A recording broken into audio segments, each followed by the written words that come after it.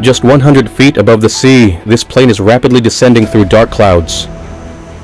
The 58 people on board have no idea how close they are to death. The captain is fully convinced that he's landing the plane on the runway, but in reality, the runway is miles away. First officer: "Sir, this isn't right." But the captain is adamant. "Captain, Relax, everything's fine. the astonishing part is that just a few hours ago, the captain had put the same flight in danger in a similar way, and even then it narrowly avoided crashing, and yet he's now repeating the same mistake. Will the captain's mistake prove costly this time, or will the first officer save the plane from crashing?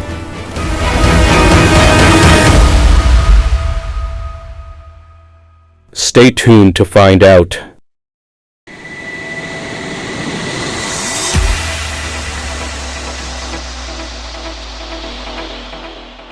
Boarding has just been completed at Casablanca Airport, and real Air Maroc Express Flight 439 is ready for takeoff. Today's flight isn't long. In fact, it involves 4 short domestic routes. From Casablanca to Al Hoceima, then to Tangier, back to Al Hoceima, and finally returning to Casablanca. The weather outside is completely clear, with no apparent issues. The captain, who is operating this flight, is 61 years old and has over 13,000 hours of flying experience. But that experience is with the Boeing 737. He has recently shifted to the ATR 72 and has only logged 193 flight hours on this aircraft so far. The first officer flying with him is much less experienced, with only around 1,000 flight hours. Along with the two of them, there's also a third person in the cockpit, a trainee pilot sitting in the jump seat, observing the SOPs. Runway clearance has been granted, and just seconds later, Flight 439 takes off from Casablanca, headed to Al Hoceima.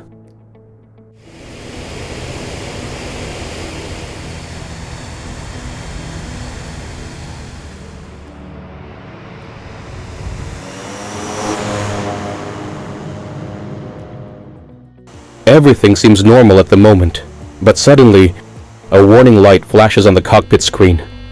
Terrain fault!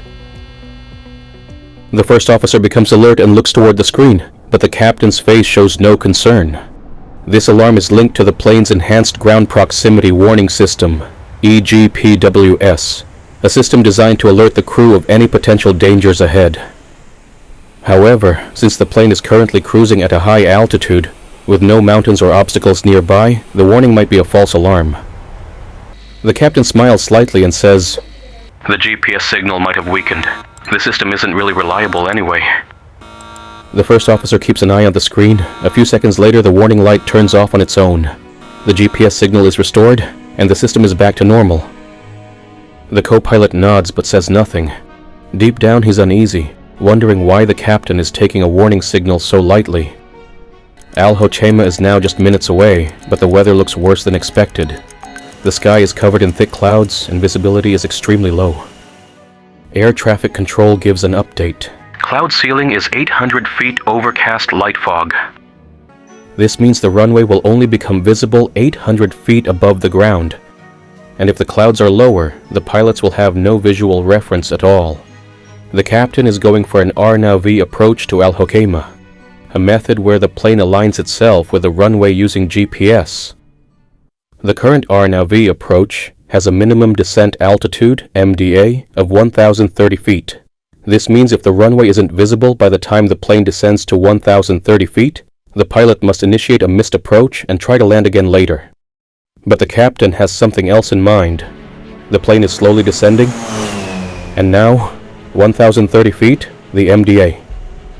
The first officer leans forward slightly in his seat and sees that there's no sign of the runway. The clouds are thick, and fog is all around.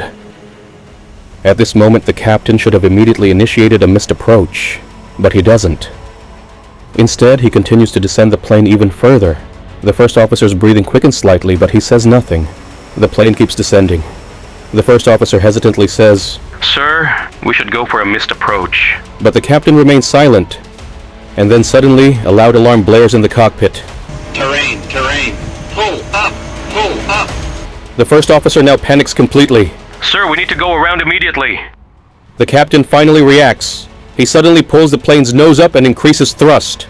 The plane was just 45 feet above sea level, only 13 meters away from crashing into the sea. A second more and Flight 439 would have crashed straight into the ocean. All they can see outside the cockpit is water, and the plane has just narrowly avoided disaster. Gradually, the plane begins to climb and reaches 108 feet. In the next few seconds, the runway finally appears through the clouds.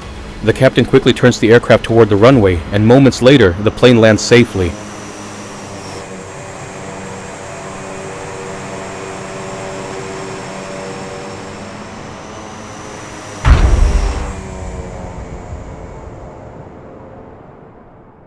But the most surprising part is that despite coming so close to disaster, there's no sign of concern on the captain's face. The first officer is trying hard to catch his breath, but the captain unbuckles his seatbelt and casually says, Nice landing. The first officer is left stunned for a few seconds. It was the first time he'd been in such a serious situation, and yet the captain doesn't seem to be taking his mistake seriously at all. As if nothing had happened, the captain begins prepping the plane for its next flight. The plane is now set to fly from Hoceima to Tangier, and once again, it's ready for takeoff. As planned, the captain hands over control of the aircraft to the first officer for this leg of the journey. The Hoceima to Tangier flight is a short-haul route, and everything proceeds normally. No warnings, no risks. The landing at Tangier Airport is smooth, and now it's time to return from Tangier back to Hoceima. Once again, the first officer is flying, while the captain is only monitoring. They quickly complete the formalities, and the plane takes off from Tangier on schedule. The plane is now cruising at 13,000 feet, but there's an odd silence in the cockpit. The first officer is still thinking about the earlier incident over the sea, because they are heading back to the same airport where things went wrong last time, and this time the conditions are going to be even worse. As they approach Hoceima, the captain briefs the co-pilot on the landing plan. Last time they used the Arnav approach, but this time they'll be using the VOR DME approach, which has a slightly lower MDA of just 760 feet. VOR sends out a radio signal to help the plane determine its direction from the runway, and DME tells it how far away it is. Captain. If the runway doesn't appear, we'll continue descending down to 400 feet and hold there until we see it. The first officer pauses for a moment. This plan goes against the SOP, Standard Operating Procedure. The MDA is 760 feet, and descending below that is dangerous and illegal. But the captain says it so casually, as if it's no big deal. The first officer considers speaking up, but doesn't have the courage. He knows that if he protests, the captain will either scold him or ignore him. So, hesitantly, the first officer makes a suggestion. Sir, last time we heard GPWS alarms. Maybe it'll happen again. Should we disable it this time? The captain thinks for a few seconds and nods. You're right. Now, there will be no terrain pull-up alarms in this plane. Even if the aircraft gets dangerously close to the sea, a mountain, a building, or the ground, there will be no warning. This is extremely risky. The weather toward Hoceima has worsened even more, but the captain doesn't care. He's fully confident that he'll manage the approach just fine. Flight 439 is now making its final descent for landing. At 7:40 p.m., the aircraft begins its final approach for runway 17 at Hoceima Airport. ATC has already reported that visibility on the runway is only 600 feet, with dense clouds and light fog below. This clearly means that if the runway is not visible by the time the aircraft descends to 600 feet, a go-around is the only option. At 7:41, the captain switches the autopilot to vertical speed mode and sets the descent rate to negative 1,800 feet per minute, meaning the plane will descend 1,800 feet every minute. Sweat begins to form on the first officer's forehead. The first officer quickly changes the descent rate on the autopilot to negative 1,000 feet per minute. But before he can relax, the captain angrily takes control of the autopilot again and resets the descent rate to negative 1,800. The first officer looks at him, but says nothing. At 7:42, the plane has reached an altitude of 1,500 feet, and it's dropping very fast. The first officer looks out of the cockpit window, but sees nothing, just darkness and clouds. The MDA is at 760 feet. That means if the runway isn't visible by then, they must immediately go around. But instead of stopping the descent, The captain continues to bring the plane lower. First officer, nervously. Sir, we should go around. But the captain doesn't respond. By now, the runway should have been visible, but there's still nothing, just dense fog. The first officer speaks again. Sir, we're way too low. But the captain is now completely stubborn. Captain. Just a little lower. The flight is now at 200 feet. The first officer can't understand what the captain is waiting for. The first officer now realizes that if he doesn't act immediately, the flight will crash. He makes a split-second decision. We're too low. I'm pulling the aircraft up. He quickly disconnects the autopilot and pulls back on the control stick to lift the plane. But the captain's hand moves even faster. He forcefully pushes the stick down. Now both pilots are fighting over the controls. The first officer is pulling the stick up, but the captain is repeatedly forcing the nose down. The captain's loud voice echoes in the cockpit. Let me fly the plane!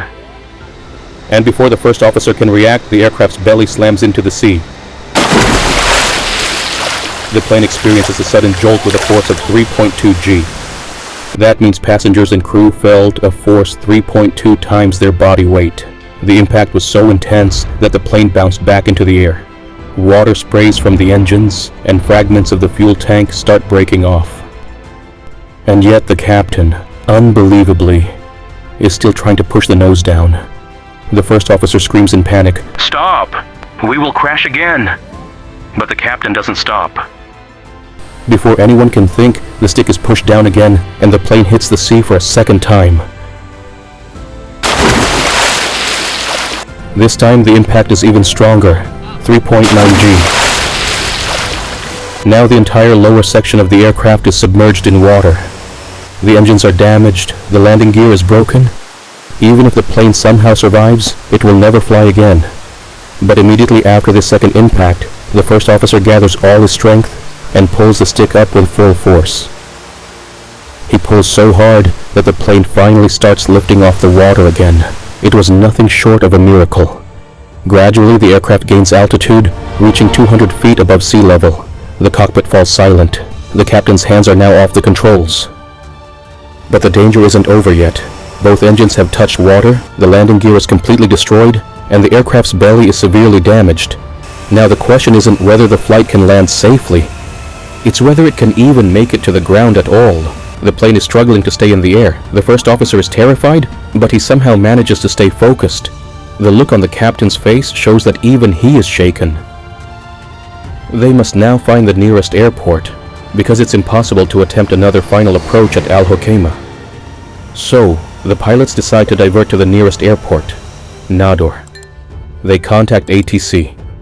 Royal Air Maroc Express Flight 439, we are diverting to Nador. ATC immediately responds. 439, state the reason for your diversion. The captain pauses for a few seconds, then replies, We had a bird strike. The first officer looks at him in disbelief, but says nothing. That was a lie. Because if they told the truth, that the plane had crashed into the sea twice, an immediate investigation would be launched, and the captain's career would likely be over. Flight 439 now continues toward Nador Airport. 20 minutes later, the aircraft is ready to land. The first officer, still shaken, carefully brings the plane down. But even then, the touchdown is rough. A hard impact causes more pieces of metal to break off. The good news is, the plane comes to a stop on the runway. All 58 passengers are safe, not a scratch on anyone, but the aircraft is now completely destroyed. Now, the airline had to answer for what happened.